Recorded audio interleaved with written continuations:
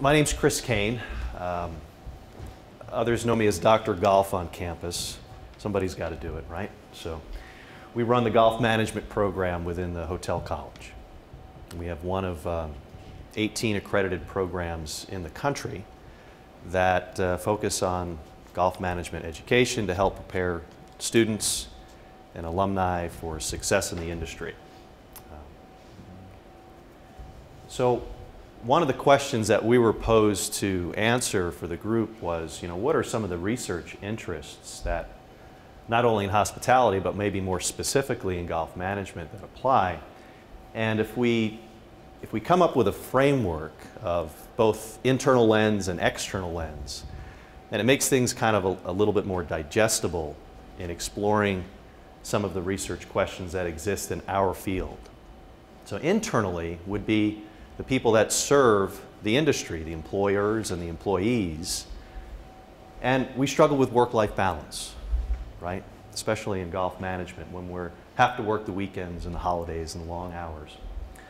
The industry struggles a little bit with gender and diversity and equities that serve the industry.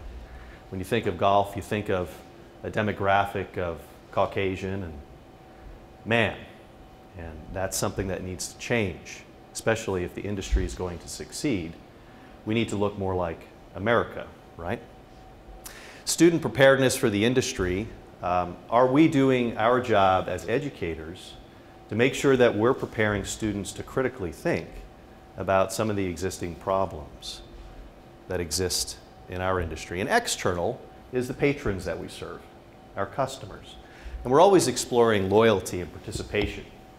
We're always exploring diversity of participants and being able to serve the common good, customer satisfaction, and of course competition. Competition in golf, it's expensive and it requires a lot of time. So there's a lot of other discretionary uses of time and money that are out there. So we're competing against that whole offering. What is the problem-solving process in your field? Well, like Dr. saying, we use both qualitative and quantitative measures. We try to use the qualitative approach to discover, to explore, and the quantitative approach to help explain maybe what's going on. And there's a lot of data out there that can help the students do that. We use case studies quite often, surveys. Our conference or allegiance of golf management programs around the country, there are 18 that are accredited, get together twice a year. And we talk about best practices in preparing students for success. We talk about best practice in retention and graduation and completion.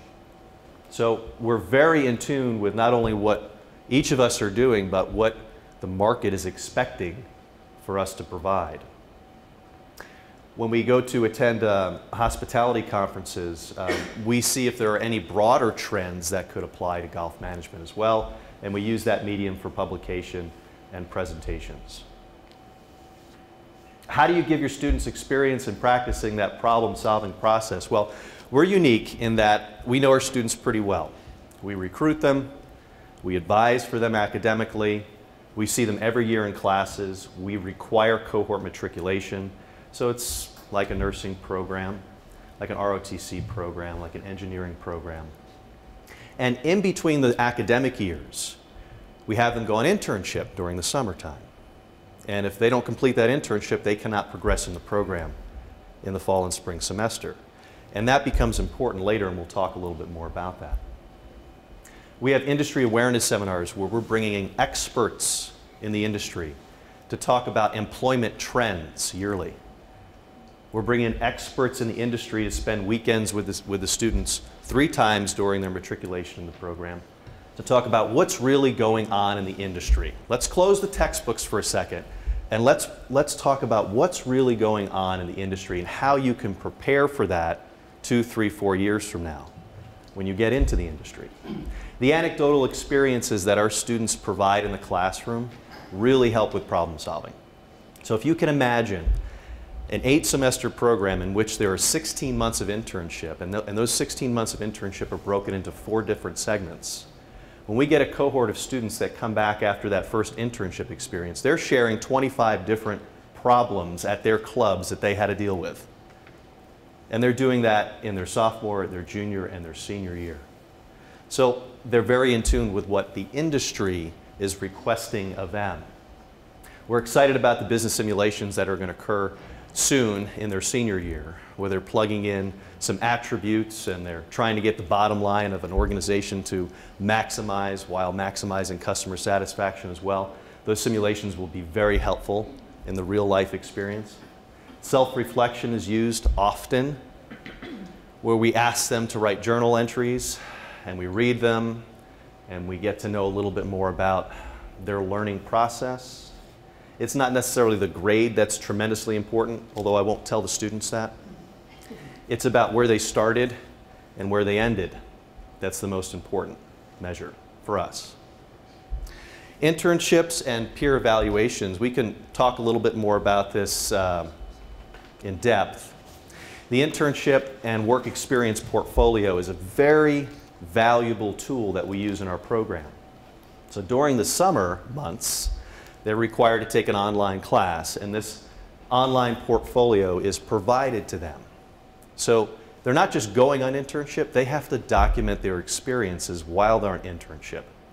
And the internship that they're on in a given year correlates with the information they learned in the previous year in the classroom. So we're giving them the knowledge in the classroom, but we're expecting them to learn the skill in the field. And what's great about the work experience portfolio is that it stays with them for all 4.5 years. So this is a snapshot of a student giving a lesson their very first year, and then a snapshot of a video of a student giving their last lesson 4 years later.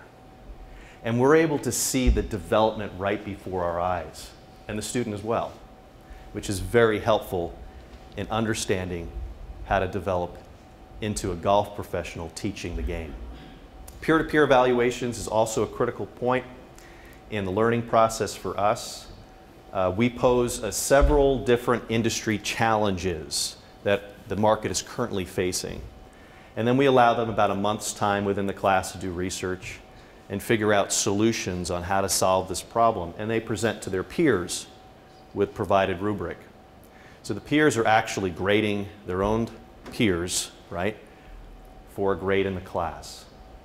And not only is that valuable to the student giving the presentation, it's incredibly valuable to the student who's evaluating another student.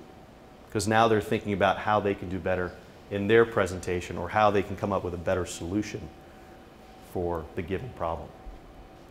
That pretty much covers it in a nutshell. I'm sure that hopefully I've spurred some questions that we could answer in the panel part of it. So thank you very much.